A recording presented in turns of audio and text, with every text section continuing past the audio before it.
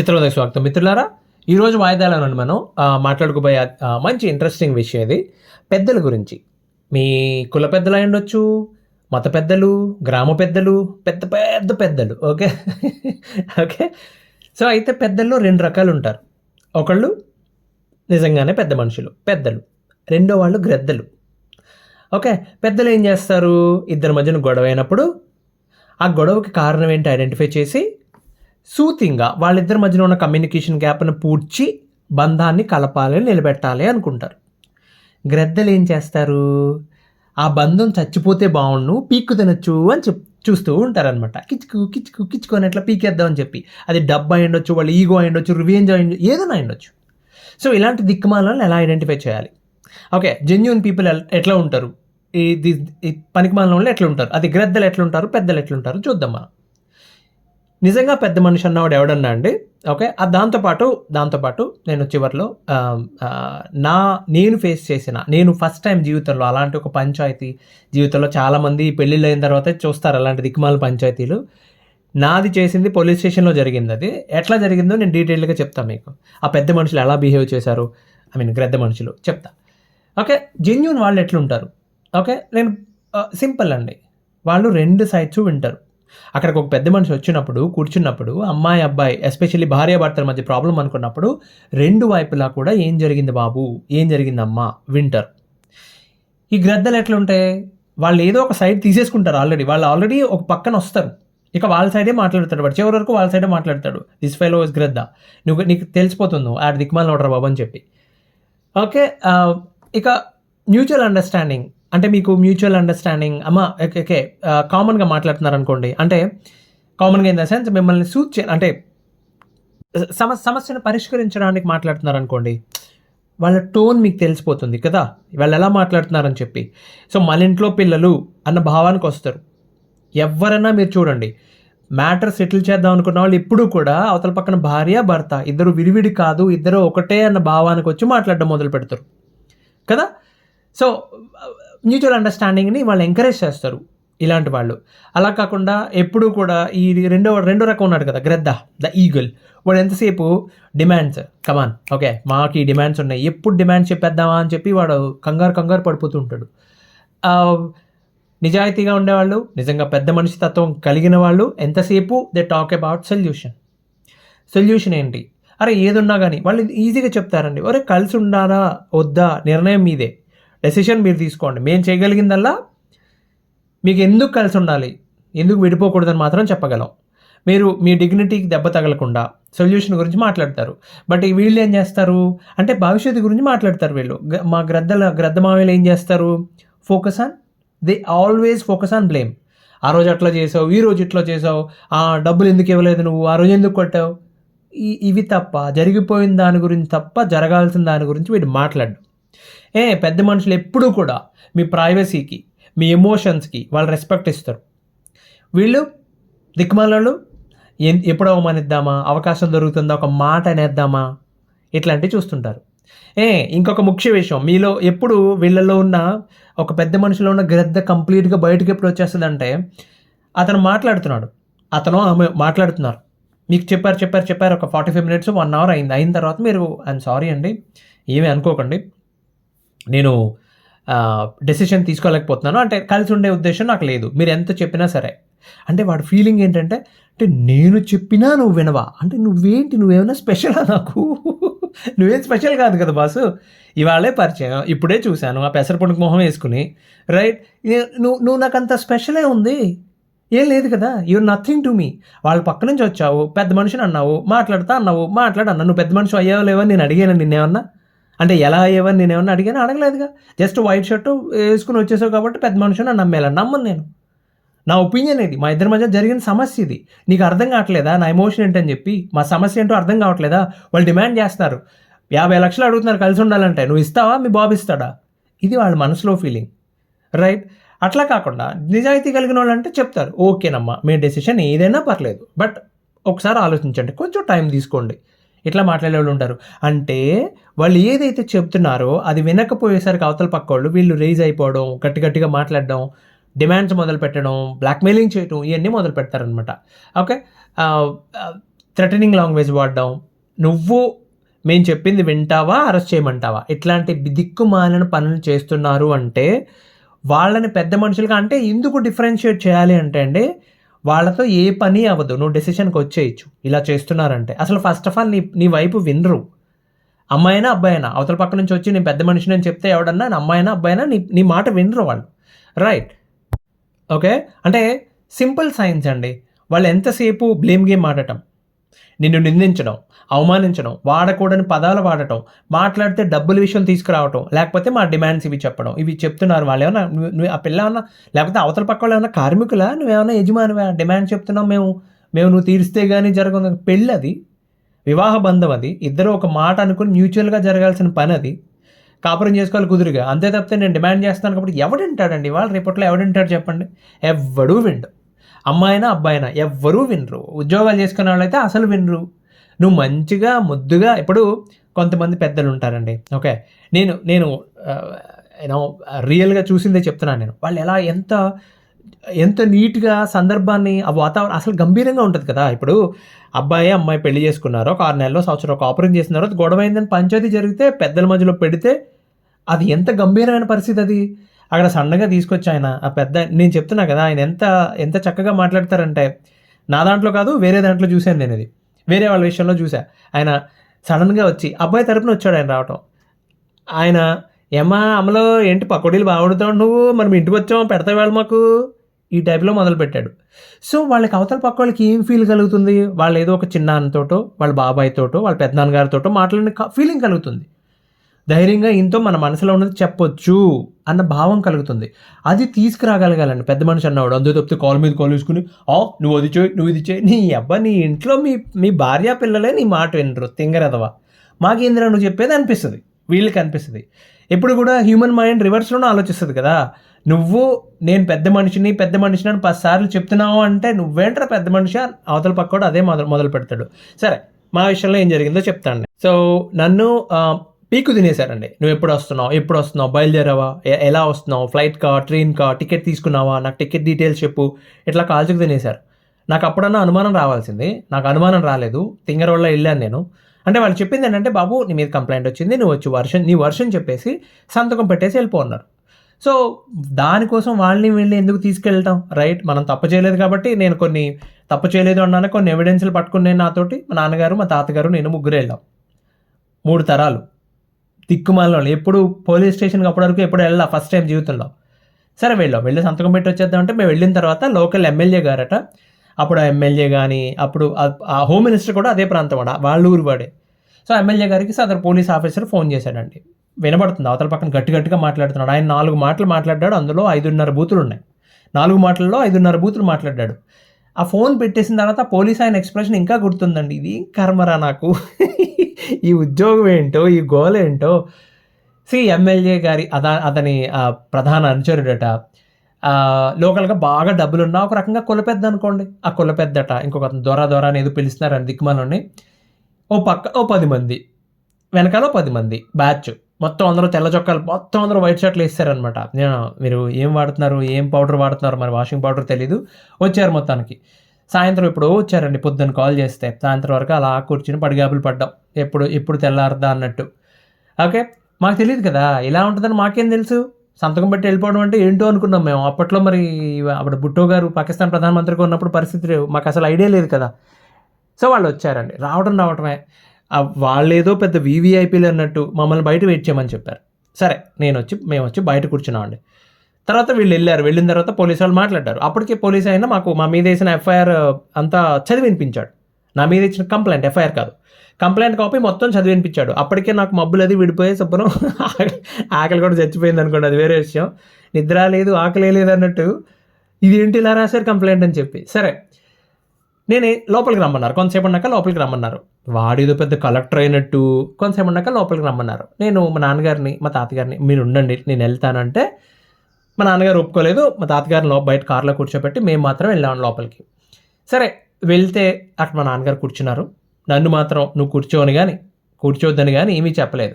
అసలు మొదలే ఆ పెద్ద మనిషి సోకాల్డ్, ఇప్పుడు ఎవరైతే ఈ లోకల్ పొలిటీషియన్ ఉన్నాడో ఆయన ముందు కూర్చున్నాడు. ఈయన వెనకాల మిగతా వాళ్ళందరూ అమ్మాయి తాలూకు తండ్రి కానీ మేనమామ కానీ మిగతా బంధువులందరూ క్లోజ్ రిలేటివ్స్ అట ఆ పక్క చుట్టూ కూర్చున్నారు.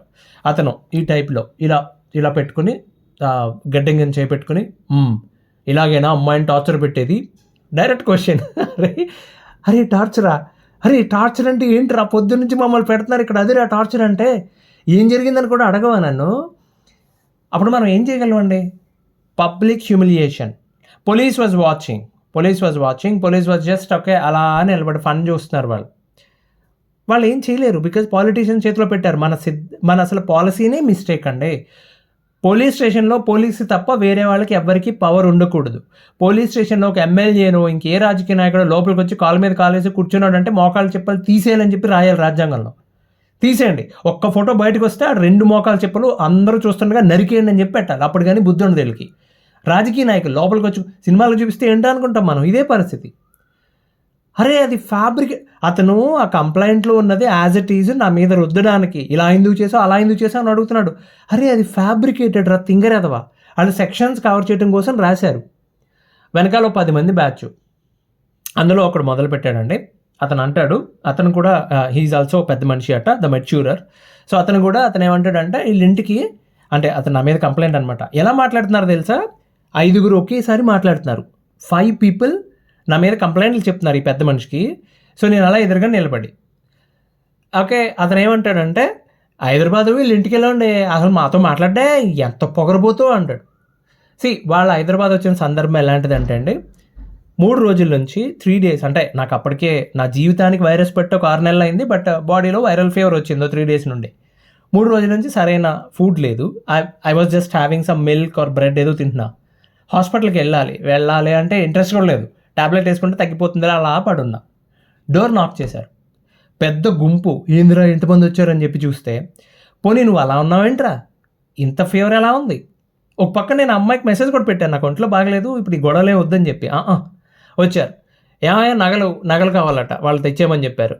ఓకే దట్స్ ఫైన్, నేను ఇవ్వకపోయినా నన్ను 2 పీకి పట్టుకెళ్ళిపోయేలా ఉన్నారు వీళ్ళు. సరే అని చెప్పి నగల బాక్స్ తీసుకొచ్చి ఇచ్చేసానండి. తర్వాత ఆ ఫోను వాళ్ళ ఇంటికి ఫోన్ చేశారు. ఫోన్ చేస్తే అమ్మాయి వాళ్ళ తల్లి ఫోన్ తీశారు. ఇతనితో వచ్చిన అతనితో మాట్లాడుతున్నారు. ఏమనంటే ఆవిడ లిస్ట్ చదువుతుంది, ఇది ఉందా అవన్నీ ఉన్నాయండి. అవి కానీ కూడా ఉన్నాయి, నేను కొన్ని కూడా ఉన్నాయి, అన్ని లిస్ట్లో రాసుకున్నారు వాళ్ళు. సో లిస్ట్ ప్రిపేర్ ఆవిడ గొంతు గట్టిగా వినపడుతుంది, అంటే లైక్ ఆంబోత్కి గొర్రెగేదెలు అంటారు తెలుసా, ఆ గొర్రెగేదికి ఆంబోత్కి క్రాస్ చేస్తే వచ్చినట్టు ఉంటుంది వాయిస్. అది I'm sorry saying this, but typically అప్పుడు నాకు అనిపించిన భావం అది. సో ఆవిడ అడుగుతోంది, లిస్ట్ ప్రిపేర్ చేస్తున్నాడు, ఈయన టిక్కిలు పెట్టుకుంటున్నాడు, అన్నీ అయిపోయింది. So what I said is, అతని మేనమామ, అంటే ఆ పిల్ల వాళ్ళ మేనమామ ఉన్నాడు అక్కడ. నేను వాళ్ళతో ఏమన్నానంటే, నగల బాక్స్ వాళ్ళు హ్యాండ్ ఓవర్ చేసే ముందు ఏం చెప్పానంటే, అతనికైతే నేను ఇవ్వనండి, అతని మీద నాకు నమ్మకం లేదు, బికాజ్ అతను అబద్ధాలు ఆడతాడు, ఆస్తి దొంగతనాలు చేస్తాడు, రైట్. ఎవరు చెప్పారు ఈ విషయం నాకు? ఆ పిల్ల చెప్పింది, ఆ అమ్మాయి చెప్పింది. మా మేనమామ చిన్నప్పటి నుండి మా పొలాన్ని దొంగతనం చేసి అప్పుడప్పుడు ఖర్చు లేని అని రాసి అరెకరం అలా రాయించేసుకుంటున్నాడు మా పొలం అంతా అని చెప్పి ఆ పిల్ల చెప్పింది. దేవాలయంలో గుళ్ళో చిన్న పెళ్లి జరిగితే దానికి 20 లక్షల రూపాయలు ఖర్చు రాశాడు, టెంపుల్లో జరిగిన పెళ్లికి, అప్పుడు కూడా కొంచెం పొలం రాయించేసుకున్నాడు అని చెప్పింది ఆ అమ్మాయి. అదే చెప్పాను నేను, ఏమయ్యా మీ అమ్మాయి చెప్పిందయ్యా నువ్వు మంచోడు కాదని, నీ చేతికి ఎట్లా ఇస్తాను నగలు నేను, ఇక్కడ వేరే వాళ్ళు ఎవరన్నా ధైర్యం చేసి మీరు వచ్చి రెస్పాన్సిబిలిటీ తీసుకొని సంతకం పెట్టి తీసుకెళ్తానంటే ఇస్తా అని చెప్పా. అది వాళ్ళ కోపం వచ్చిందంట. అది అక్కడ కంప్లైంట్ చెప్తున్నారు అతనికి, ఇంట్లో వాళ్ళతో అట్లా మాట్లాడతావా అంటున్నాడు తిను ఈ సదరు ఎమ్మెల్యే గారు. అరే కొండెర్రి, నువ్వేం మాట్లాడుతున్నావురా, వాళ్ళు మా ఇంటికి వచ్చిన సందర్భం ఏంటి, నేనేమన్నాను, రైట్. నాకు మాట్లాడడానికి అవకాశం ఇవ్వలేదండి. నేను చెప్తున్నా కదా, అవతల పక్కన అంతమంది కంటిన్యూస్గా అలిగేషన్స్ చేస్తున్నారు, మా నాన్నగారు అలా షాక్లో ఉండిపోయి వీళ్ళింటి ఇలా మాట్లాడుతున్నారని చెప్పి.